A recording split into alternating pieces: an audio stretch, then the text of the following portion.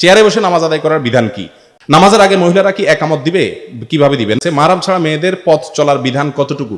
সালাত অবস্থায় তাশাহুদ পড়ার সময় আঙ্গুল উঠানো যাবে কিনা? মহিলাদের কোন ধরনের বোরকা পরা জায়েজ আছে? গীবত কয়ভাবে করা যায়?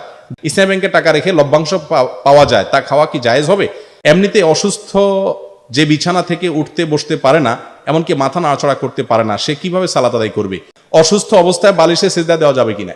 খালি পেটে রোজা রাখা যাবে কি না? সালাত আদায় করার সময় অন্য মনস্ক বা কাজে বাজে চিন্তা মাথায় আসলে করণীয় কি? বিতির নামাজের সময় দোয়া করতে সময় হাত উঠাতে হবে কিনা? মৃতদের জন্য জীবিতদের করণীয় কি? মৃতদের জন্য জীবিতদের প্রথম করণীয় হলো দোয়া করা তাদের পক্ষ থেকে, দ্বিতীয় করণীয় হলো দান সদকা করা, তৃতীয় করণীয় হলো ওমরা করা এবং সাদকা করা। এরকম অনেকগুলো করণীয় আছে, কিন্তু এগুলো করার খবর নাই। আমরা হলাম মৃত ব্যক্তির পক্ষ থেকে কি করি? মানুষ খাওয়াই, 3 দিনা 4 দিনা 10 দিনা 40 দিনা, যেগুলো শরীয়ত করতে আমাদেরকে নির্দেশ করে নাই। চেয়ারে বসে নামাজ আদায় করার বিধান কি? চেয়ারে বসে নামাজ আদায় করা জায়েজ না নাজায়েজ? ভাই, এই বিষয়ে আমরা বহুবার বলেছি, যেহেতু নতুন করে আবার এখানে প্রশ্ন আসছে। চেয়ারে বসে নামাজ আদায় করা ওই ব্যক্তির জন্য জায়েজ যেই ব্যক্তি কথার কথা রুকু করতে পারে না, এত মোটা হয়ে গেছে, অথবা বয়সের কারণে রুকু করতে পারেন না, অথবা অনেক মা বোন আছেন যে আপনার বাচ্চা গর্ভে থাকার কারণে দেখা গেল যে শরীরের ভারসাম্য ধরে রাখতে পারেন না, রুকু সিজদা গেলে পড়ে যাওয়ার ভয় আছে।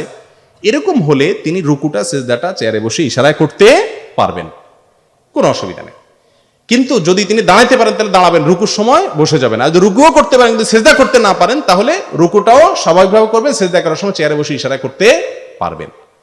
কিন্তু আজকাল মুশকিল হলো যে একটু কোমর ব্যথা, একটু শরীরটা খারাপ হলেই চেয়ারটা টান দিয়ে নিয়ে বৈশা উনি এখন স্টাইলের সাথে নামাজ শুরু করে দেয়।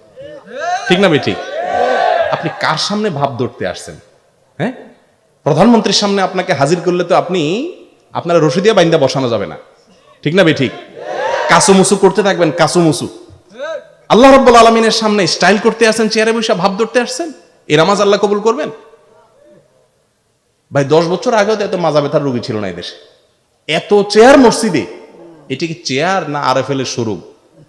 দেখে চেনা কঠিন। মসজিদ না আরএফএল এর শোরুম, চেনা কঠিন। ঠিক না ভাই? ঠিক।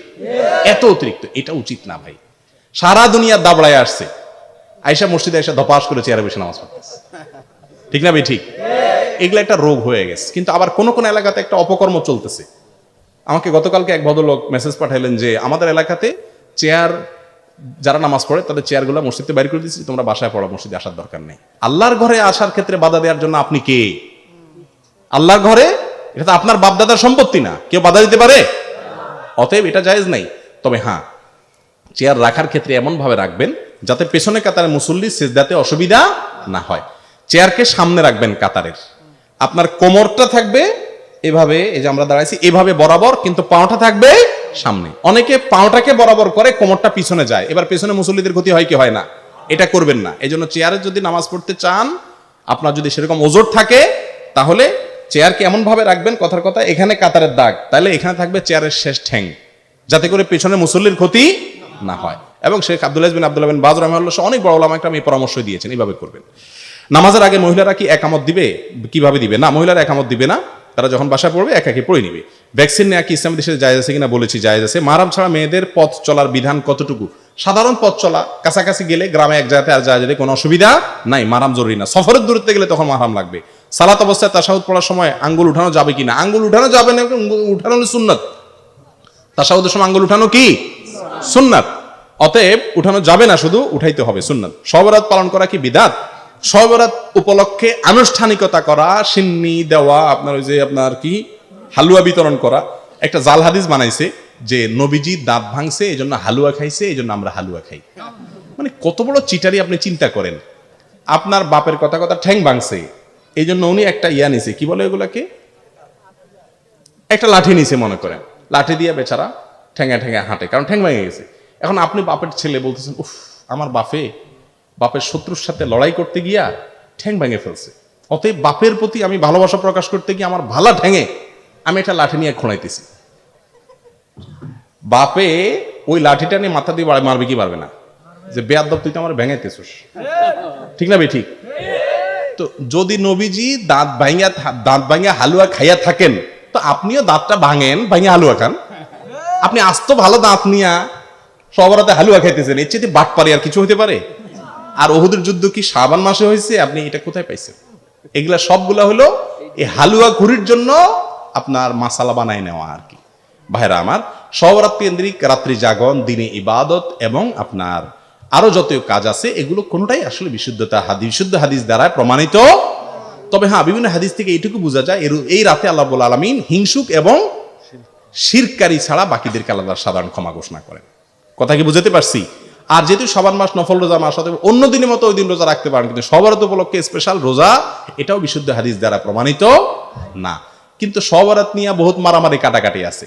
দুঃখের বিষয়, যে সমাজে নামাজের খবর নাই, হাজার হাজার হারামের কাজ চলতেছে, সেখানে সবরাত নিয়ে কি হয়? মারামারি হয়। আল্লাহ আমাদের বোঝার তৌফিক দান করুন। মহিলাদের কোন ধরনের বোরকা পরা জায়েজ আছে? ভাই, তাদের সৌন্দর্য ঢাকে এরকম বোরকা পরা জায়েজ আছে। যেই বোরকা অনেক চাকচিক্যপূর্ণ, আজকে বের হয়েছে দেখা যায় যে অনেক চাকচিক্যপূর্ণ, এটা পরা জায়েজ নাই। বোরকার উপরে এত কাজ যে ওই কাজ দেখতেই মানুষ বারবার তাকায় যে স্টাইলটা কি, ঠিক না? ঠিক। এরপরে আসেন, কিছু আছে এমন টাইট যে শরীরের অঙ্গ প্রত্যঙ্গ সব প্রকাশ হয়, এই সব বোরকার উপরে আবার আরেকটা বোরকা পড়তে হবে, ওই বোরকার উপরে আরেকটা বোরকা পড়তে হবে। বিদায় এ ধরনের বোরকা পড়লে কি হবে না? পর্দা হবে না। এটা একটা স্টাইল এবং ফ্যাশন হয়ে গেছে আজকাল। এখন তো যে বাইর হইছে, আল্লাহ মাফ করো, ফ্যাশন শো বোরকা পরে কি হয়? ফ্যাশন শো হয়। এগুলো কিয়ামতের আলামত ছাড়া আর কিছু না। গীবত কয়ভাবে করা যায়? গীবত তো ভাই একটা হারাম গীবত আর একটা জায়েজ গীবত। জায়েজ গীবত হলো যেখানে একজনের সমালোচনা আরেকজনের পিছনে করলে যার সমালোচনা করলেন তার লাভ আছে। কথার কথা, ছেলে কোনো কুকাম করেছে, ছেলের বাপরে বলে দিলেন যাতে করে তারা শাসন করে, এই গীবত জায়েজ আছে। কিন্তু কিছু কিছু গীবত ওয়াজিব। কথার কথা, ওনার দ্বারা কোনো ক্ষতি হচ্ছে, উনি একটা বোম নিয়ে আসছে এখানে, এখন উনি চলে গেছে, এখন ওনার সমালোচনা করাটা কি ওয়াজিব, কারণ উনি আমাদের সবার কি করবে? ক্ষতি করবে। এই জন্য এ ধরনের গীবত জায়েজ আছে। কিন্তু সাধারণ অবস্থাতে কোনো মুসলমানের পিছনে গীবত করা জায়েজ নাই। ইসলামী ব্যাংকে টাকা রেখে লভ্যাংশ পাওয়া যায়, তা খাওয়া কি জায়েজ হবে? না খাওয়াটা হলো তাকওয়া, কিন্তু সাধারণ লভ্যাংশ সরাসরি কি বলা যাবে না? হারাম বলা যাবে না ইনশাআল্লাহ। এমনিতে অসুস্থ যে বিছানা থেকে উঠতে বসতে পারে না, এমনকি মাথা নাড়াচড়া করতে পারে না, সে কিভাবে সালাত আদায় করবে? বিছানা থেকে যদি উঠাচড়া না করতে পারে, তাহলে শুয়ে শুয়ে উনি সালাত আদায় করবে। শুয়ে শুয়ে কিভাবে? এই চোখ দিয়া রুকু করবে, চোখ বন্ধ করে সেজদা যাবে, মাথাকে একটু নাড়তে পারলে একটু বেশি করবেন, ঝোঁকাবেন, এটা রুকু হবে। আবার সেজদার নিয়তে বেশি ঝুঁকাবেন, আল্লাহু আকবার বলে উঠবেন, এটা উঠা হবে। অর্থাৎ মাথা দিয়ে নামাজ হবে আর মুখে সব উচ্চারণ করবেন। কথা কি বুঝাতে পারছি? সেগুলোও যদি না হয়, মাথাটাও যদি নাড়ার মতো ক্ষমতা না থাকে, তাহলে মনে মনে রুকুর নিয়তে আল্লাহু আকবার বলবেন, উঠবেন, সেজদা করবেন। এমন গুরুত্বপূর্ণ বিধান নামাজ, দেখেন আপনার পুরো বডি ব্যান্ডেজ হয়ে গেছে, পুরো বডি মাথা থেকে পাবো, মাথাটাও নাড়ার ক্ষমতা নাই। চিন্তা করেন কত বড় অসুস্থ মানুষ হলে এটা সম্ভব হয়। সে অবস্থা পর্যন্ত আল্লাহ তাআলা বলেন ঠিক আছে, নামাজটা মাফ আছে, সব বিধান মাফ, কিন্তু নামাজ মাফ নাই। আর সেই নামাজ না পড়ে মুসলমান চিল্লায় কয় নামাজ না পড়লে কি হয়েছে? ঈমান আছে, ঠিক আছে। হাত উঠিয়ে দোয়া পড়া জায়েজ আছে কিনা? জি, হাত উঠিয়ে দোয়া পড়া যায়। রাসূলুল্লাহ সাল্লাল্লাহু আলাইহি ওয়াসাল্লাম হাদিসে আছে, সাল্লাল্লাহু বিআফুকুফিকুম, তোমাদের হাত দিয়ে তোমরা আল্লাহর কাছে চাও। আযান অবস্থায় সালাত আদায় করা যাবে কিনা? জি, আযান চলে অবস্থায় নামাজ পড়লে নামাজ হবে, অসুবিধা নেই। একামত কখন দিতে হবে? ফরজ নাকি সুন্নাত নামাজের আগে? ফরজ নামাজের আগে একামত দিবেন, সুন্নাত নামাজের আগে কোনো একামত নাই। অসুস্থ অবস্থায় বালিশে সিজদা দেওয়া যাবে কিনা? এটা অনেকে করে, যে অসুস্থ মানুষ ইশারায় রুকু সিজদা করে, তো সামনে একটা বালিশ থাকে, বালিশের মধ্যে করেন না। বালিশে সিজদা করার কসরত করার দরকার নাই। আপনি যদি স্বাভাবিকভাবে জমিনে সিজদা করতে পারেন ভালো, যদি না পারেন তাহলে আপনি ইশারায় সিজদা করবেন। অনেকে আবার একটা চেয়ার বা টুল রাখে সামনে, ওইটাতে মাথা রাখে, ওইটাতে রাখা না রাখা সমান, কোনো দরকার নেই। আপনি শুধু ইশারা করবেন, ব্যাস। মাথা টাচ করার কোনো দরকার নাই। মাথা টাচ করলে জমিনে করবেন, আর নাহলে ইশারা করবেন। খালি পেটে রোজা রাখা যাবে কি না? খালি পেটে রোজা রাখা যাবে, অসুবিধা নাই। সারি খান নাই, তারপর রোজা রাখা কোনো অসুবিধা নাই।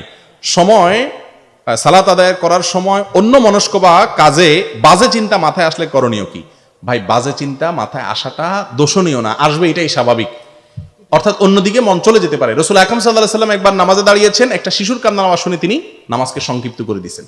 তাহলে বোঝা গেল যে অন্যের কথা ও নামাজের সময় বাইরের কথা আসাটা দোষণীয় না, কিন্তু নিয়ম হলো যখনই আমি টের পেলাম যে মন অন্যদিকে চলে গেছে, সাথে সাথে মনটাকে কি করবো? ঘুরে নামাজের দিকে নিয়ে আসবো, বাস। এই কসরত চেষ্টা চালাবেন। এরপরে আসুন, বিতির নামাজের সময় দোয়া করতে সময় হাত উঠাতে হবে কিনা? হাত উঠানোর কথা অনেক ওলামা ইকরাম বলেন। সৌদি আরবের সর্বোচ্চ ওলামা পরিষদের অনেক ওলামা ইকরাম, বিশেষ করে শেখ বিন বাজ রাহিমাহুল্লাহ যতটুকু মনে পড়ে, তিনি বলেছেন যে দোয়া করতে জন্য হাত তুলে দোয়া করাটা আসলে হাদিস দ্বারা সাবেত না।